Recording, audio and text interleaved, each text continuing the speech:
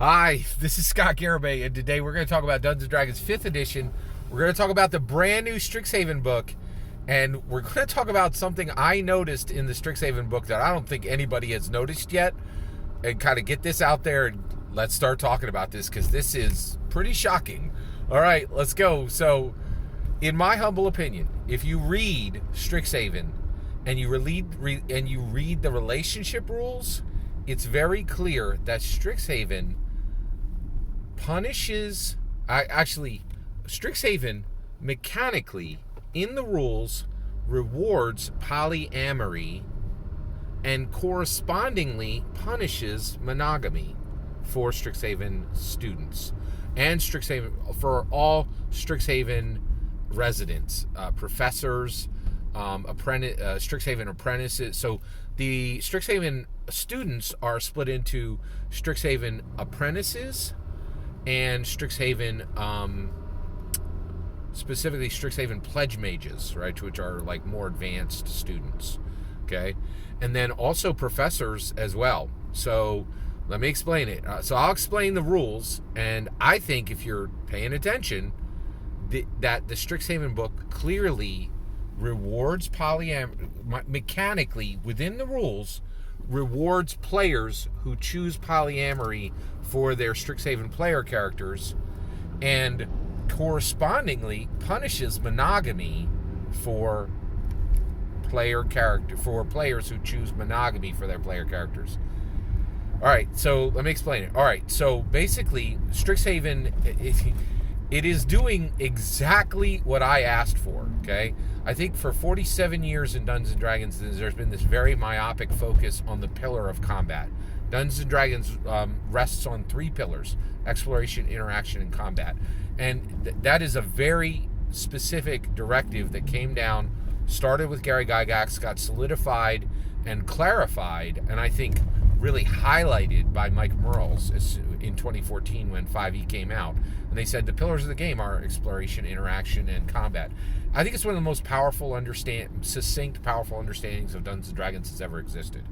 And so what we're seeing here is, without a doubt, Strixhaven is the most interaction-specific, interaction-focused Dungeons & Dragons books that's ever existed. And what it's doing is it's bringing the same level of mechanical benefit for players that build interaction builds that you've been able to build for 47 years on the combat side, right? And basically it's always been hand wavy and like maybe make a roll, I don't know what's going to happen from the roll on the exploration and the interaction side. And very distinctly Strixhaven is saying, no, we're going to put some real numbers behind this. So here's the real numbers, okay? So basically, you can have friends, and if you create a friendship with another player character, if your player character creates a friendship with a non-player character, they can have boon bonds. Okay, these are very specific, very real mechanical benefits from establishing a friend. Okay, and if you create a rival, the opposite of a friend, you will get a boon bane. You'll get mechanical obstacles to your play in your from your rival, right? Now, once you have a friend, you can further that relation. You have to have a friendship first, then you can move that relationship into beloved. Okay, and these are, I think the book clearly indicates that these are romantic relationships, right? Or certainly can be romantic relationships, right?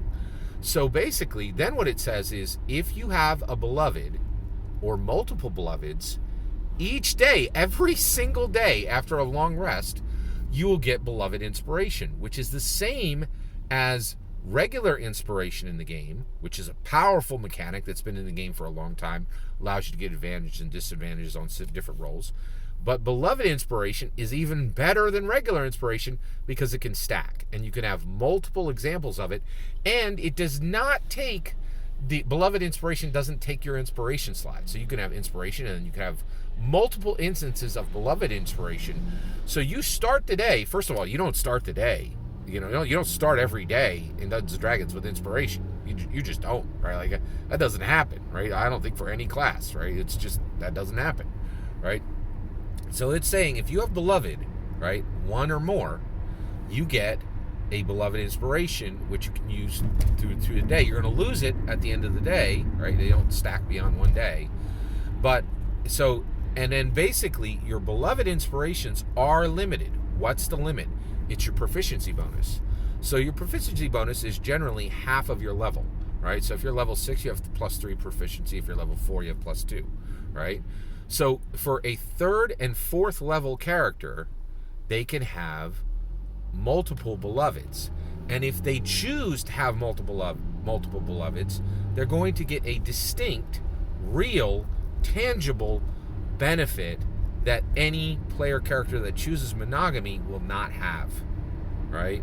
So I think if you are paying, so if you can have, if you have, if you're 6th level, or if you're 6, and this book takes people up to 8th level, right, which is pretty high, right?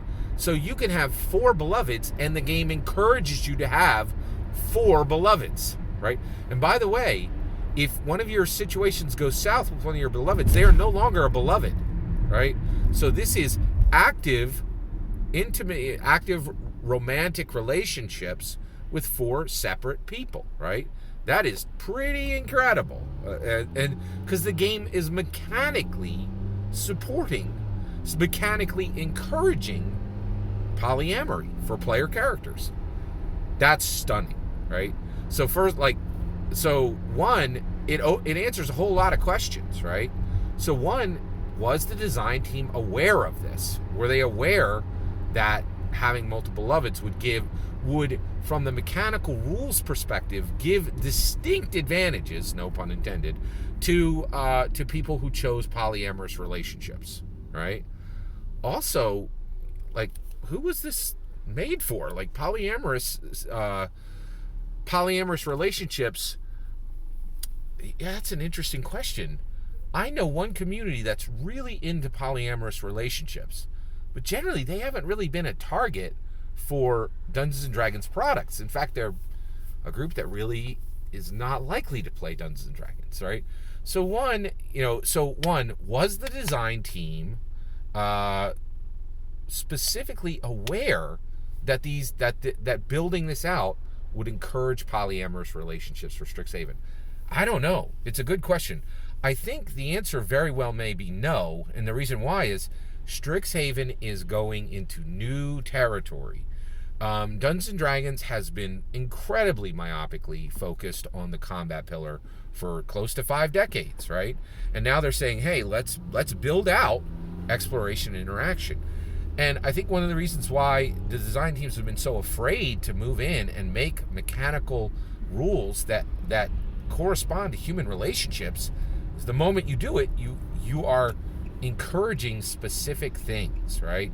And, the target for these things can go in any direction. Whereas if you get better with your sword, the only thing that really is going to help is you cutting a goblin in half, right? So, on the combat side, making these rules was much more safe because it didn't have the range of human interaction that the interaction pillar has, right? So this is the deep end of the pool. All the combat focus was simple, right?